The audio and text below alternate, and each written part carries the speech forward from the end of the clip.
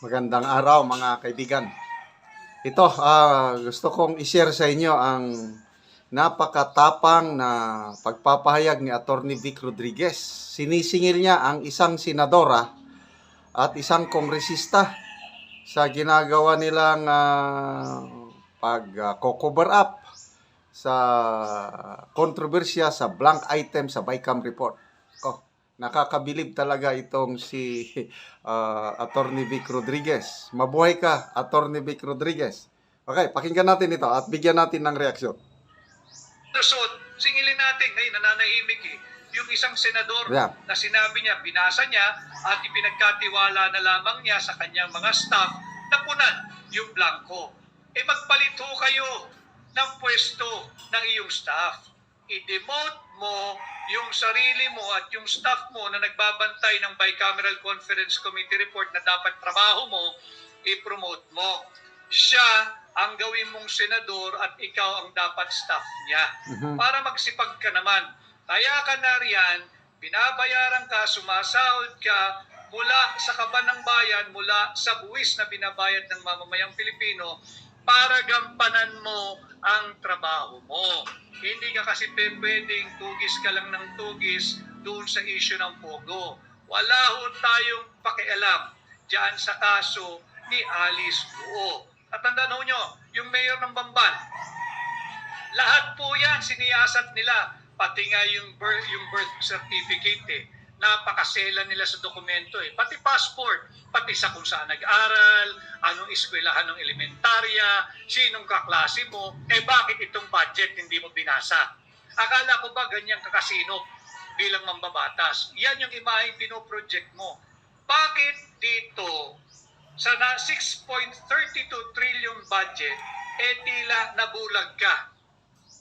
Naging pipi ka rin. At nagsisinungaling ka pa na wala kang nakita na blanco dyan sa Bicameral Conference Committee report. Talagang wala kang makikita kasi hindi pa tapos, pinirmahan mo na. Hindi din nakaligtas kay Attorney Vic. Sino yung senadora na yon? Hindi niya pinangalanan but very clear. Sino yung napakatapang, napakasipag na mag-imbestiga sa Pogo, yung mga lahat na lang ng sekreto ni Mayor Alice Guo, nalaman niya, binulgar niya sa Senate hearing. Pagdating pala dito sa BICAM report, pinaubaya lang sa staff. Wala siyang nakitang blanco, perma kagad. Ay, nako. Ito naman, si Madam Chair, Congresswoman Stella Kimbo, ayaw magpa-interview Rush daw siya. May inahabol ng mga appointments. Binanatan din ni Attorney Vic Rodriguez. Ni Vic Rodriguez, ang congresswoman na si Stella Kimbo, kung saan umiiwas ito sa isang reporter na magpa-interview. Nakakabingi naman ang katahimikan ng Kongreso, lalong-lalo na itong napakaingay na si Stella Kimbo nung kanyang patuloy na pinalalawig ang political persecution laban kay Vice President Inday Sara Duterte. Nasaan ngayon ang tapang mo? Nasaan ngayon ang angas mo? Ayaw mo magpa-interview dahil may rush ka. Anong akala mo sa sinisigaw ng sambayan ng Pilipino? Nang paliwanag ang hinihingi namin, hindi rush? Kailangan namin ng paliwanag. Ngayon mo ilabas yung tapang-tapangan mo. Magpaliwanag ka, nakapirma ka dyan sa Bicameral Conference Committee report Hindi pa ba sapat yung nagpa-fashion show ka dyan sa House of Representatives, tangan-tangan ang mga Hermes bag, 3 milyon, 2 milyon, 4 na milyon, 5 milyon ang isang bag na yun Pera po yun ang sambayan ng Pilipino. Yung mga mamahalin mong relos, yung magagara mong damit, kayo sa Marikina, matauhan na kayo. Hindi natin pwedeng palagpasin ito. Pera po ng sambayan ng Pilipino ito. Anong sagot mo sa reporter? Rush? Wala na bang mas raras pa dito sa hinihinging paliwanag ng sambayan ng Pilipino? Hindi ba't ikaw ang chairman ngayon ng Committee on Appropriation? At nalalaman mo na hindi ordinaryong posisyon ang tinanggap mo bukod pa sa iyong pagiging kongresista. Meron kang pananagutan. Yan ang hinihingi ng hakbang ng maisog, yung transparency at accountability. Kami naniningil, sino yung makating kamay na nakialam dyan sa final ratified, approved, and signed Bicameral Conference Committee report. Sino ang nakialam sa report ng Vice-Cam? Ang trabaho po ng Vice-Cam ay tapos na matapos nila itong i-ratify, aprobahan at pirmahan. Tapos na po yun. Ibibigay na nila yan sa mababang kapulungan. Wala po senador na. Pero hindi absuelto rito yung mga pumirmang senador. Wala na pong trabaho ang senador. Babalik nila yan sa House of Representatives para maging tinatawag na enrolled bill. Yung enrolled bill, yan po yung nagiging General Appropriations Bill. Wala na pong pwedeng gumalaw doon. Ang only thing na natitirang gagawin ay yung pag-imprenta nito. Yun po yung hinihingi ng Philippine Star. Yun din po ang hinihingi ng saksi ngayon na hindi po sila parehong binigyan ng kopya. Sabi naman sa saksi ngayon, yung pahayagan, kinakailangan daw na humingi ng pahintulot muna sa tanggapan ni Martin Romualdez. Yan po ay suppression ng public document.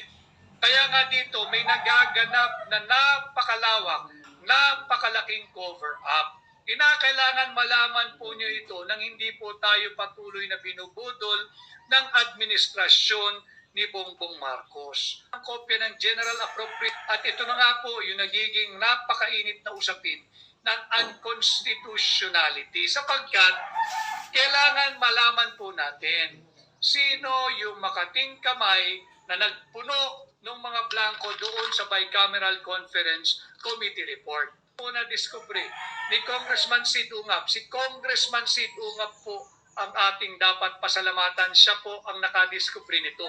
Hindi po talaga biro. Seryosong kaso po ito. This is a falsification of legislative document.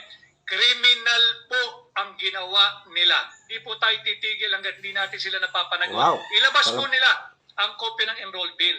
Dahil dito natin makikita yung pagkakaiba-iba ng figures. Meron pong nag-request at ito po'y nasa social media na rin. Banggitin ko lang po yung Philippine Star online. Ang sabi po nila, nag-request daw po sila ng BICAM report at sinabi po sa kanila, meron pa raw yata revisions or changes na maaaring gawin. Bawal po yan. Another round of falsification of legislative document. Hindi pwedeng magkakaroon pa ng revision or changes dyan sa kopya ng BICAM report. Tapos na po iyan. Pirmado na po iyan. Batas na nga eh. Ito na nga yung inilalaban ng Malacanang na wala raw blanco sa GAA. Wala naman talaga nagsabing may blanco sa GAA. Ang ating hinahanap at pinapanagot, sino nagpuno ng mga blanco doon sa Bicameral Conference Committee report na aprobado, ratipikado at pirmado ng mga senador at ng mga mambabatas na bahagi ng Vice-Cam Conference Committee. Hudas kamay sila. Tama po yun, naghuhudas kamay ang mga hudas. All along, totoo talaga ang sinasabi ni VP Inday. Tama po yung sabi ni Vice President Inday Sara. Hindi po talaga marunong maging Pangulo at hindi alam ang gagawin. 28 na blanco po doon sa Bicameral Conference Committee report. Yan po, pag total po nyo yan, daang bilyong piso po ang hindi nila masagot. Humingi po ng kopya ang Philippine Star base po sa kanilang online report. Tinanggihan sila ng Kongreso o ng mababang kapulungan na mabigyan ng kopya ng enrolled bill. Humingi rin po ang saksi ngayon na pahayagan ng kopya sa Kongreso, sumulat sila, official, may tatak na na-receive. Tinanggihan din po sila at magpapaalam pa raw sa opisina ni Martin Romualdez kung pwedeng magbigay. Ito ay malakihan at tahasang cover-up sapagkat meron pong mananagot dito. Meron pong dapat makulong dito. Yung mga makakatiang kamay na pinakialaman ang pera ng taong bayan. Alam mo ninyo, pag natapos na po, napirmahan, naaprubahan, ratified and signed, yung Bicameral Conference Committee report, there is nothing else to be done except itatransmit na yan para maging enrolled bill. At pag enrolled bill, yan na po yung tinatawag na General Appropriations Bill. Ang tanging natitirang activity o gagawin na lamang po ay ang pag-iimprenta nito. Bawal nang galawin kahit anong line item, bawal nang galawin kahit anong halaga ng kahit na sino man dahil tapos na po yung budget process. At kung sino man yung may makating kamay na nakialam dyan, guilty po iyon mananagot sa kasong crime against public interest, specifically Article 170 of the Revised Penal Code, yung tinatawag po nating falsification of legislative document. Paano po nagkakaroon ng falsification of legislative document? Unang-una ho, dapat merong bill. Meron po itong tinatawag nating General Appropriations Bill. Pangalawa, merong nag-alter o nakialam.